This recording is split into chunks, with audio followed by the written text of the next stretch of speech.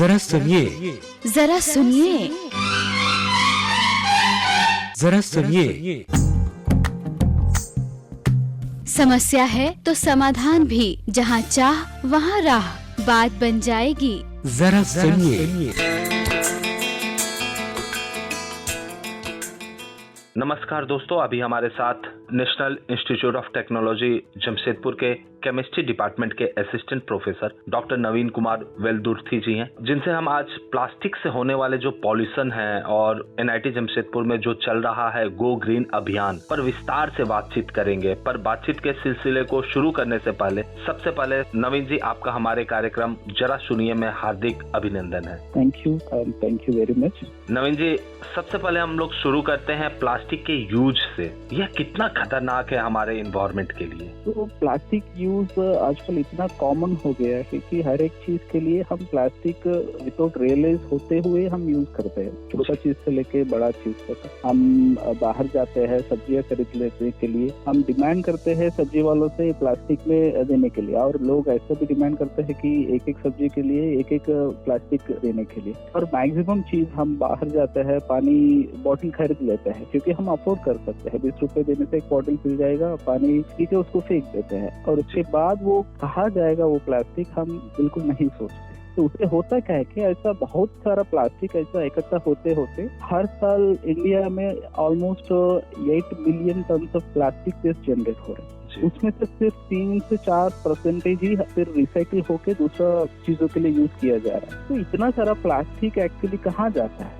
देखिए, हम जो चीज नेचर में फेंक देते हैं वो फिर घुमा फिरा के वापस हमारे पास ही आता है। जस्ट लाइक फॉर एग्जांपल, आप जो प्लास्टिक फेंक देते हैं वो हीट और यूवी लाइट की वजह से वो डिग्रेड होकर माइक्रो प्लास्टिक बन जाता है। एंड अगेन वो हमारा एयर और वाटर एंड द फूड जो कि सॉइल में भी मिक्स हो जाता है, उससे फूड चेन में मिक्स हो जाता है, और पानी में मिलने से मछलियां का अंदर वो चला जाता है। हम जब उसको खाने से हमारा बॉडी का अंदर भी आ जाता है। इससे क्या है कि अभी भी हमारा साइंटिस्ट ऑलरेडी ये प्रूव किया है कि हमारा बॉडी का अंदर ब्लड में टिश्यूज में माइक्रो प्लास्टिक है अच्छे। और प्लास्टिक का यूज ऐसा भी हो रहा है, कितना कॉमन हो गया आजकल। हम बाहर जाके चाय पीते हैं, वो इवन दो वो पेपर कप में अंदर एक छोटा सा थिन लेयर ऑफ प्लास्टिक रहता है। अभी आईआईटी खड़गपुर का साइंटिस्ट एक स्टडी किया है, ऐसे एक 100 ml पेपर कप में कोई हॉट ड्रिंक 15 मिनट रखने से 25,000 माइक्रॉन ऑफ प्लास्टिक उसमें डिसॉल्व हो। दैट मीन्स हम सिर्फ प्लास्टिक पी रहे हैं। और जो आजकल तो ये ट्रेंड बहुत चल रहा है कि ऑर्डर कर देंगे स्विगी जोमेटो में, और वो जो लोग प्लास्टिक कंटेनर्स में गरम आइटम्स देते हैं तो उसमें पूरा वो प्लास्टिक का जो कंपोनेंट्स है उसमें मिल जाता है। So that means we are drinking plastic and we are eating plastic. उससे होता क्या है कि हमारा जो बॉडी में जो सेंसिटिव एंडोक्राइन सिस्टम रहता है विच controls the hormones in the body, तो उससे उसका कंप्लीट वो सिस्टम ही बिगड़ जाता है। उसी के वजह से ही एक्चुअली मेन में लो स्पर्म काउंट और वुमेन में इरेगुलर मेंस्ट्रुअल साइकिल्स उसका रिलेटेड और इनफर्टिलिटी रेट बढ़ जा रहे हैं, और उसके साथ बच्चों में ब्रेन डेवलपमेंट का इश्यूज हो रहा है, और बहुत सारा नुकसान है इसका। इसके बारे में बहुत सारा स्टडीज भी अवेलेबल है। And not only for our health, तो एनवायरमेंट के लिए भी, पूरा नेचर में भी ये बहुत ज्यादा प्लास्टिक का वेस्ट एक्चुअली नुकसान कर रहे हैं। और बहुत सारा वाइल्ड एनिमल्स उसको खाना सोच के खा जा रहे हैं, उससे they are actually having a very painful death because of this plastic consumption. Naveen ji, ये प्लास्टिक को लेकर आप लोगों के एनआईटी जमशेदपुर में भी एक आप लोगों ने बहुत ही बेहतरीन अभियान की शुरुआत की है जो गो ग्रीन के नाम से जाना जाता है। इसके बारे में थोड़ा हमारे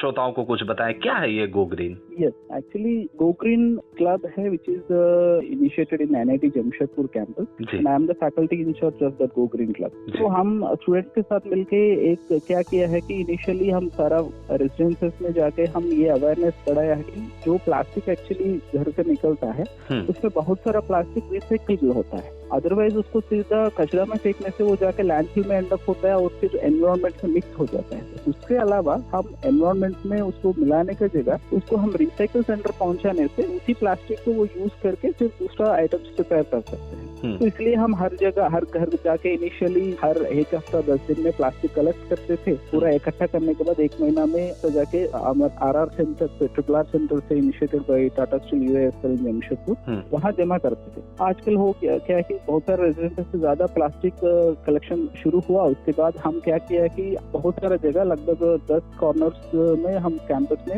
एक स्टील का dustbin particularly for the plastic waste के लिए हम रखा है। वो भी जो स्क्रैप से बना हुआ है उसको मॉडिफाई करके हम प्लास्टिक वेस्ट डालने के लिए उसमें रखा है, क्योंकि वो प्लास्टिक वेस्ट हर घर से लोग आके उसमें डाल देते हैं। सो एवरी मंथ हम हमारा HKGC स्टाफ का हेल्प से हमारा क्लब मेंबर्स और हम उसको पूरा कलेक्ट करके हमारा RRR सेंटर्स में जाके जमा करते हैं। ऐसा अभी तक हम लगभग 252 kgs ऑफ रिसाइक्लेबल प्लास्टिक को हम RRR सेंटर में जमा किया और उसको नेचर में मिलने से बचाया। उससे क्या है कि it is equivalent to 252 kgs means equivalent to लगभग 25,000 empty 1 लीटर वाटर बॉटल। उतना प्लास्टिक को हम नेचर में मिलने से बचाया है। एक्चुअली ये जो हम NIT में एक छोटा सा क्लब है, we are actually a bunch of small group of students, तो हम इतना कर पाए। तो द सेम वे हम क्या एक्सपेक्ट करते हैं कि बहुत सारा सोसाइटीज है, बहुत सारा कम्युनिटीज है, बहुत सारे इंडस्ट्रीज है, ऑफिसेस है, हर जगह ये सोचना चाहिए कि जो प्लास्टिक निकलता है वो कचरा में जाना है या रिसाइकिल में जाना है। इससे एक सिंपल आइडेंटिफिकेशन है, क्योंकि जो भी प्लास्टिक प्रोडक्ट आप लीजिए उसमें एक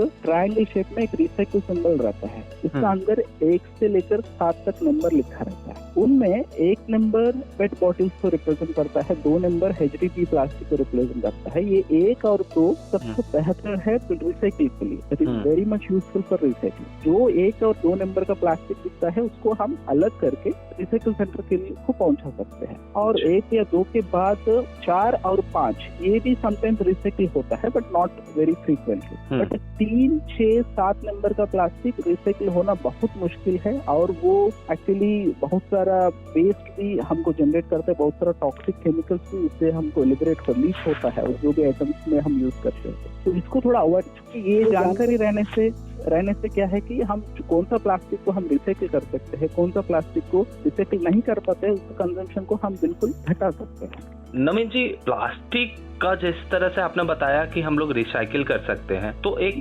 कॉमन वर्ड यूज होता है RRR। थोड़ा इसके बारे में कुछ बताइएगा, और हम लोग प्लास्टिक के यूज को कैसे कम कर सकते हैं इसके बारे में भी बताइए। तो RRR का मतलब क्या है कि reduce, reuse and recycle. Reduce का मतलब क्या है कि जो हम यूज करना चाह रहे हैं तो उसको हम कुछ रिड्यूस कम कर सकते हैं कि नहीं। इनकेस हम कर सके तो कम करना चाहिए। रिड्यूस के बाद रीयूज, जो भी आइटम हो, अभी फॉर एग्जाम्पल कुछ बॉटल्स पानी, इवन दो प्लास्टिक बॉटल्स जो मिलता है हार्ड प्लास्टिक वाला, उसको बार बार रीयूज कर सकते हैं पानी पीने के लिए। सो दैट मीन्स हम रीयूज कर सकते हैं कि नहीं। फाइनली हम कौन सी प्लास्टिक को रिसाइकिल कर सकते हैं जी। तो रिसाइकिल करने के लिए हम जो मैं बताया था ना, ये नंबर वाला प्लास्टिक को रिसाइकिल करने के लिए बहुत अच्छा है। तो उस प्लास्टिक को लेके हम रिसाइकिल करने के लिए, क्योंकि हर जगह हर घर ऑफिस में हम एक ऐसा इनिशिएटिव ले सकते हैं कि जो रिसाइकिल प्लास्टिक है उसको थोड़ा अलग करके 1 महीना में एक बार उसको इकट्ठा करके फिर सीधा हम RRR सेंटर पहुंचा सकते हैं। कि हमारा फॉर्चुनेट क्या है कि हमारा जमशेदपुर के शहर में ये RRR सेंटर अवेलेबल है।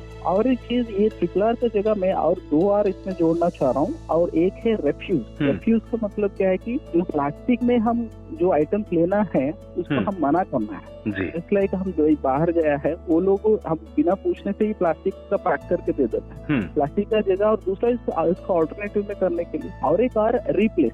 हर जगह हर केस में हम प्लास्टिक को रिप्लेस कर सके तो बिल्कुल इसको रिप्लेस करना बहुत जरूरी है। तो ये RRR का जगह, और 2 और क्या है कि refuse and replace. Naveen ji, plastic को लेकर मानव प्रजाति जो है वो तो खतरे में है ही, हमारा पर्यावरण भी बहुत ही खतरे में है। और जैसा सभी लोग जानते हैं कि प्लास्टिक को डिग्रेड होने में बहुत साल लग जाते हैं, और लोगों को पता भी है कि इसके नुकसान क्या है, उसके बावजूद भी लोग प्लास्टिक को धड़ल्ले से यूज कर रहे हैं। तो ऐसे लोगों को अवेयर करने के लिए आप क्या मैसेज देना चाहेंगे? देखिए जी, ये अवेयरनेस तो बहुत है, सबके पास नॉलेज है, सबको पता है कि ये जो प्लास्टिक बोतल हम फेंक देते हैं वो 400-500 साल तक ऐसे ही रहेगा, बट ये जानकारी सबको है। बट बात क्या है कि ये जानकारी, ये अवेयरनेस है वो एक्शन में कन्वर्ट नहीं हो, because of so many reason. कुछ लोगों का आदत होता है कि बहुत साल से वो ही आदत रहता है, और इसमें क्या है कि इनर्शिया ज्यादा रहता है अब ये प्लास्टिक को छोड़ने में, और उसके साथों साथ इनकन्वीनियंस ज्यादा है,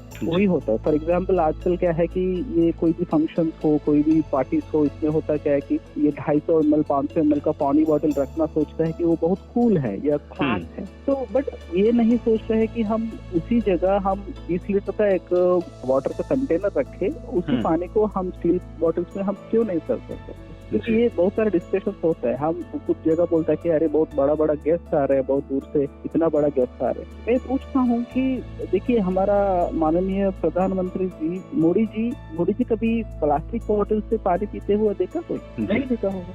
उनका बड़ा गेस्ट तो कोई आता ही नहीं शायद। तो मैं ये पूछ रहा हूँ, ये जो स्टाइल मान के हम जा रहे हैं वो नहीं है, वो खतरा है, वो खुद के लिए खतरा है और हमारे ह्यूमंस के लिए खतरा है, साथों साथ वाइल्ड लाइफ के लिए खतरा है और नेचर के लिए भी खतरा है। बट मैं ये बोलना चाह रहा हूँ कि वो जो सस्टेनेबिलिटी है, sustainability is the new style actually. क्योंकि हम बाहर जाने के टाइम बॉटल हम सोचते हैं कि मेरे पास पैसा है, जो मैं जाके कहीं भी 20 रुपए देख के पानी बॉटल पी के मैं फेंक देता हूँ। तो उससे जगह एक छोटा सा बैग, एक थैला हमारे पास रख के उसमें एक बॉटल का पानी भर के बॉटल रख के बाहर जाने से, कि जब भी प्यास लगे तो वही पानी पी सकते हैं, या कुछ खरीदना है तो कुछ मिल जाएगा तो खरीद के उसी थैला में डाल के आ सकते हैं। तो अभी आजकल फोन लेके जाना सबको, क्योंकि कोई एक्सपेक्ट भी नहीं किया होगा कि 10-15-20 साल पहले फोन पकड़ के कोई लोग घूमता है। तो द सेम वे हम एक थैला, छोटा सा थैला लेके उसमें एक पानी बॉटल डाल के, फोन ऐसा मैंडेटरी हो गया, ऐसे बैग लेके घूमने से कोई दिक्कत नहीं है। उससे क्या है कि हम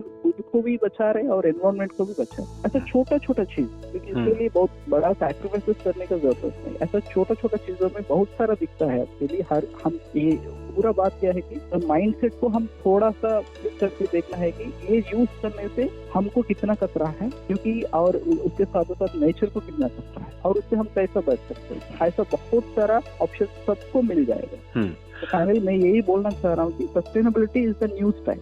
तो उसी को फॉलो करने से ही हम बोल रहे हैं कि हम एक जिम्मेदार नागरिक हैं, और हम केयर करते हैं कि खुद के लिए और साथ साथ नेचर के लिए, वो दिखाना बहुत जरूरी है। बहुत बहुत शुक्रिया नवीन जी, आपने हमें समय दिया और प्लास्टिक पॉल्यूशन से लेकर प्लास्टिक को यूज कैसे करें, उसको रीयूज कैसे करें, उसको रिसाइकिल कैसे कर सकते हैं और रिप्लेस कैसे कर सकते हैं, इन सारे विषय पे आपने बहुत ही विस्तार से हमारे लिसनर्स को बहुत सारी बातें बताई। आपने हमें समय दिया, इसके लिए तहे दिल से शुक्रिया, बहुत बहुत धन्यवाद। Thank you very much for giving this opportunity to me and addressing my insights and ideas about this plastic pollution. Thank you very much.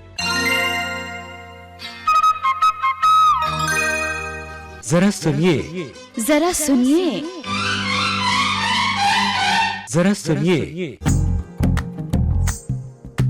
समस्या